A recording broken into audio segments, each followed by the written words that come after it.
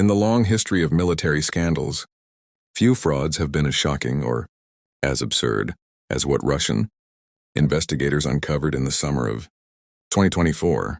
Elite paratroopers, men who had been decorated as war heroes, were literally shooting themselves and each other to cash in on combat injury payouts. They weren't dodging Ukrainian bullets, they were creating their own. The scale of the scheme was staggering. At least 35 officers from Russia's prestigious 83rd Separate Guards Air Assault Brigade took part, raking in nearly $2.5 million in fraudulent compensation. The scam was built on a loophole in Russia's injury payout system. Every wounded soldier automatically received 3 million rubles, about $37,000, regardless of the severity of the injury. A bullet through the leg was as valuable as a life-changing disability. And so Moscow's supposed heroes started gaming the system, one bullet at a time. The ringleader was Lieutenant Colonel Konstantin Frolov, known as the executioner for his alleged sniper skills. But behind his carefully crafted image, Frolov was orchestrating one of the boldest frauds in Russian military history. He eventually admitted that his injuries were staged. Fellow soldiers shot him deliberately, aiming for non-vital areas so he could claim the payout again and again. His partner was Colonel Artem Gorodilov, a commander already infamous for war crimes in Bucha, and therefore no stranger to moral compromise. According to reporting from United 24 Media, the conspiracy was shockingly organized. Soldiers waited for lulls in combat, then arranged for controlled shootings to make wounds look legitimate. Legs, arms, even torsos were targeted, but always carefully, enough blood to be convincing, but not enough to risk death.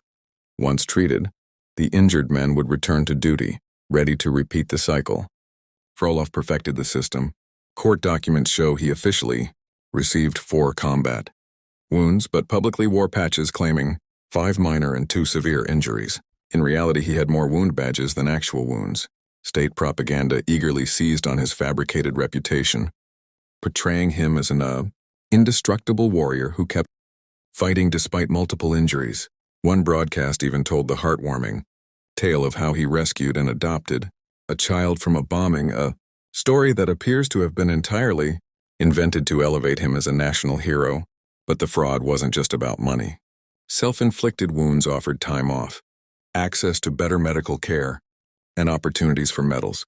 Higher officers could recommend the wounded for honors like the Order of Courage, one of Russia's top awards for bravery.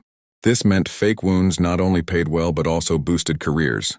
The scheme finally collapsed when a whistleblower came forward in mid-2024.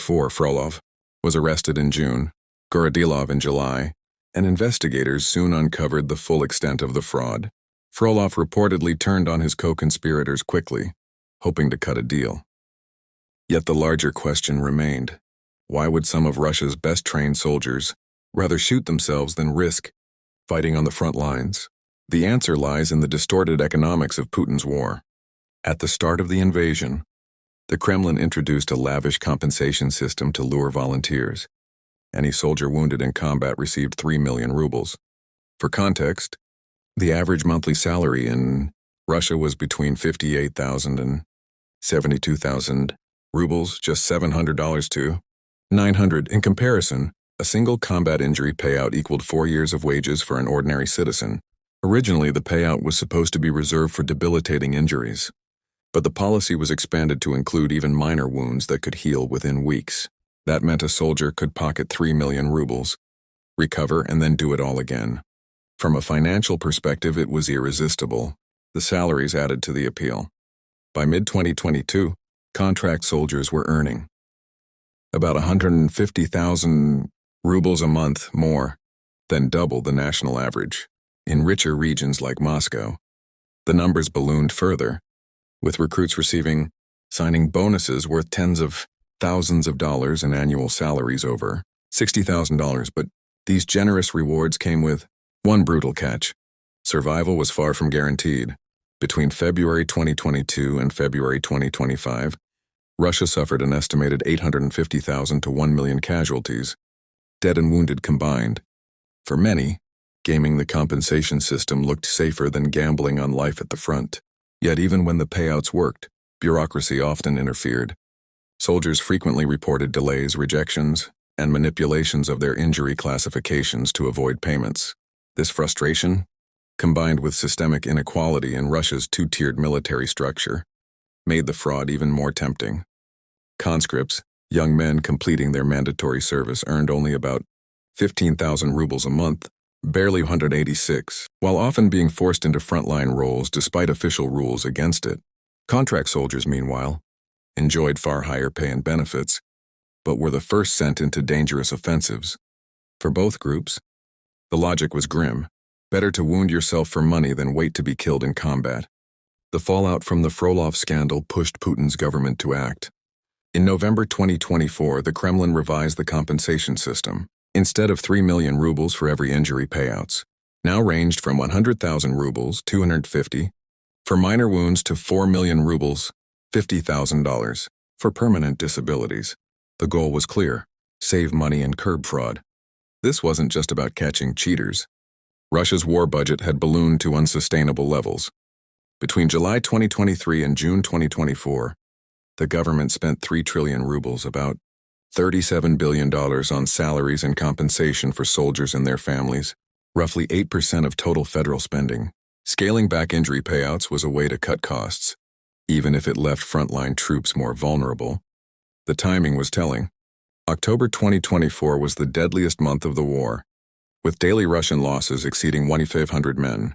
The compensation reform followed soon after, signaling both desperation and an attempt to stop more shoot-for-loot schemes from spreading. But cutting benefits has only made recruitment harder. Around 30,000 contract soldiers enlist each month, just enough to replace the dead and wounded, but not enough to expand the army.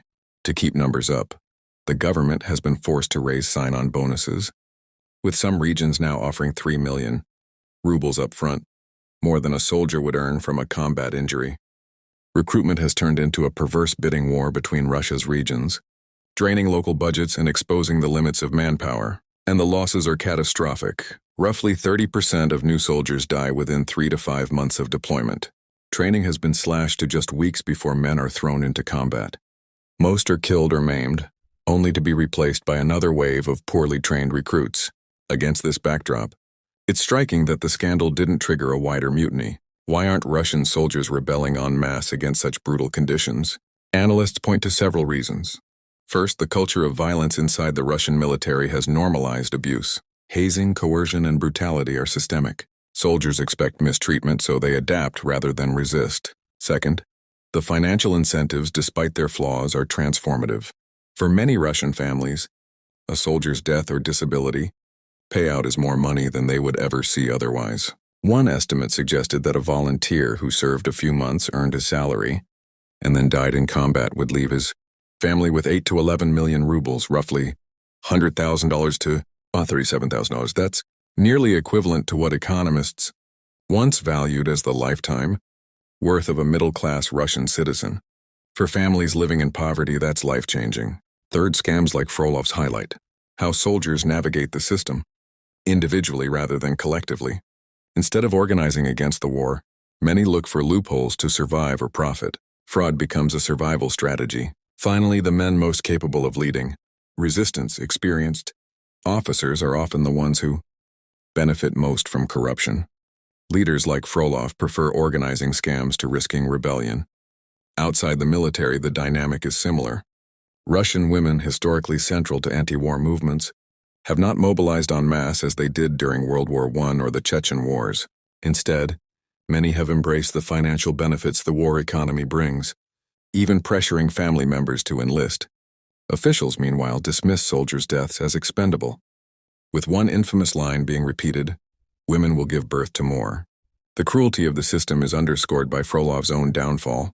After being arrested, he asked to return to the front rather than face trial, a grim sign that he feared Russian justice more than Ukrainian bullets. Even when confronted with prison, he believed combat was safer. The scandal of Russia's self-shooting paratroopers is more than just a bizarre story. It's a symbol of the rot at the heart of Putin's war machine. Soldiers trained to defend their country instead choose to wound themselves for money. Propaganda turns fraudsters into heroes. The state reacts not by fixing corruption, but by cutting costs. When an army stops functioning as a military force and becomes a marketplace of survival strategies, it reveals a deeper truth. Morale has collapsed. Soldiers no longer believe in the mission or their leaders.